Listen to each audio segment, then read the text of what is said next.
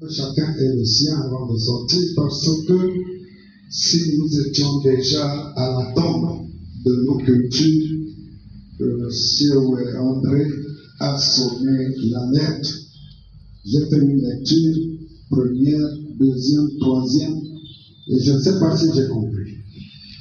Parce que moi qui suis de la tradition, moi qui suis ecclésiaste, je me pose encore la question si on ne devrait pas à chaque chapitre faire un livre pour que ce ne soit pas une bibliothèque mais des livres successifs.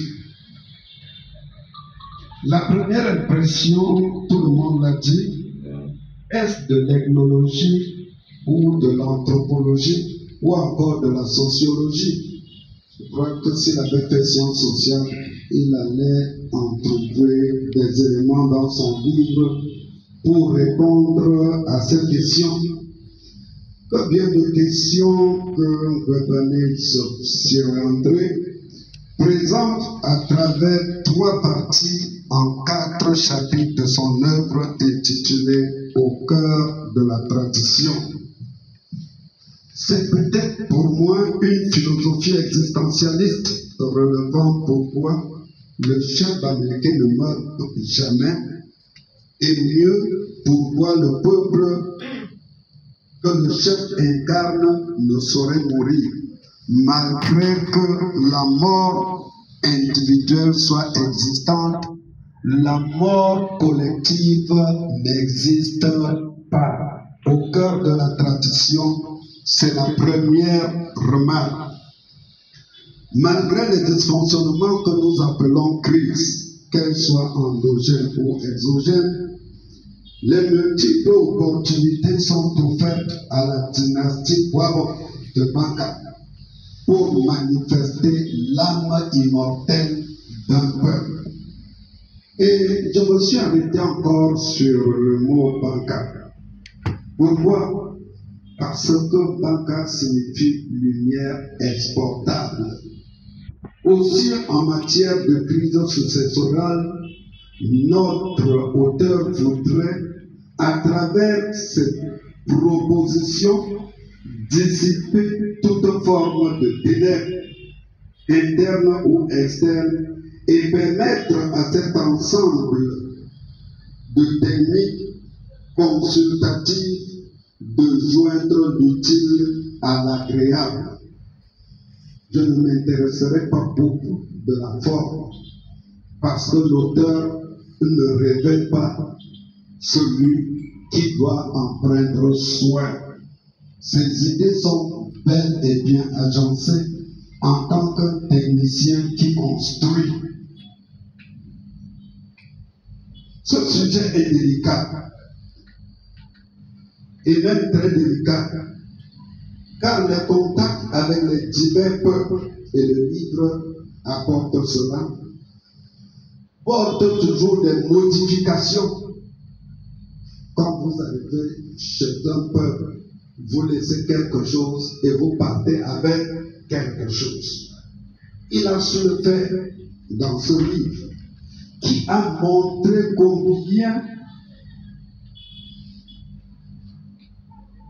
des apports négatifs ou positifs modifient et construisent l'histoire du peuple Waro, qui n'est pas exact et qui ne peut pas se dire qu'il est peuple de tradition unique et jamais non contrôlé. Il est peuple qui fait avec les autres et qui travaille pour les autres. Les études ici en sont révélatrices. Une vision nouvelle est attendue avec les préoccupations de l'avenir. Et cette préoccupation intéresse Siewe André. Que sera le peuple américain de demain? Frères, que ce soit la guerre, que ce soit les Russes, quel que soit le chef américain est entouré de plusieurs organes ou conseils. L'ouvrage présente tant les catégories que les attributs aux variables peu perceptibles. Le faux, le tafo, le mafo et autres désignations dans leur diversité et leur complémentarité offrent à la communauté de se découvrir collectivement éternel, bien qu'individuellement mortel. Une belle réponse à la condition humaine à un moment où la croissance multiforme est source de perte des valeurs et partant de l'homme. Si la hiérarchie des parents présente des éléments faciles à comprendre, la succession est loin d'être un fleuve calme. À la réunion des notables, j'ai souvent l'habitude de leur dire les femmes se battent beaucoup pour positionner leurs enfants à ce qu'ils voient l'avenir. Et cela, c'est souvent la guerre des femmes bien relevée dans l'œuvre que notre frère a écrite. Ceci devient indigeste.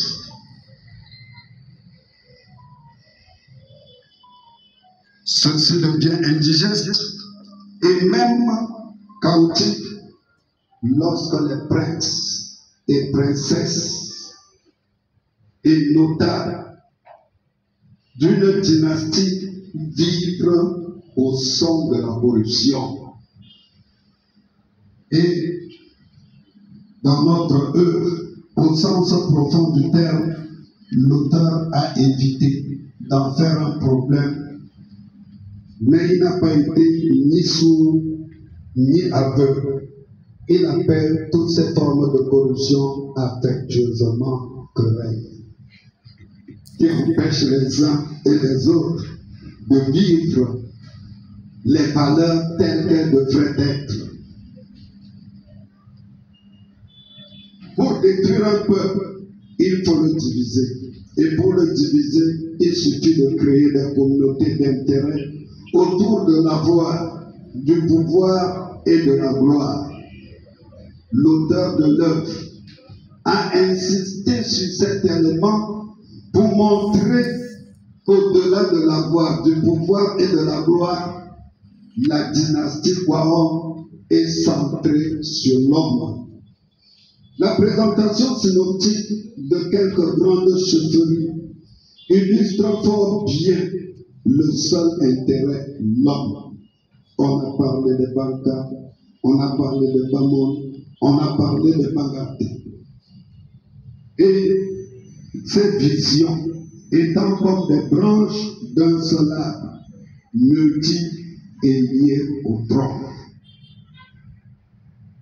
La succession sera-t-elle sélective? Qui sera donc sélectionné? Sera-t-elle élective? Depuis quand dans les tribus de classe triple? Sera-t-elle sélectivo-élective? Quel code électoral peut briser en ce sens? La chaise reconnaîtra-t-elle son occupant au signe mystique comme il l'était par le passé? Est-ce que cette méthode est dépassée? L'analyse ne laisse aucun doute. Il n'y a pas de peuple sans chef et aucun chef n'est crédible sans peuple. Il faut combiner avec la diversité et donner, comme il a fait une analyse synoptique dans la fin du chapitre 4e de l'œuvre, de comprendre le nécessaire et l'accessoire, qui doivent être intelligemment dissociés pour que la valeur humaine prônée par les techniques ancestrales soit protégée malgré les invasions multiples de multiples cultures. Monsieur Thierry André se fait le sonneur d'alerte, le prophète des valeurs. Et je dis tout à l'heure, je me réjouis parce que ces majestés sont là. Le prophète des valeurs. Et chaque lecture analytique objective donne à découvrir des orientations. Je vous ai dit j'ai déjà lu au moins 3 fois. Et chaque fois, je peux faire une note de lecture orientée vers un centre d'intérêt. Et c'est pour cela, effectivement, qu'au lieu d'appeler cela un livre, j'ai préféré appeler une bibliothèque. Merci à Sœur André pour cette grande contribution. Que chaque lecture et chacun qui se fera le porteur ou alors le témoin de cet événement rappelle que sans culture, nous n'existons pas. À chacun son livre. Merci de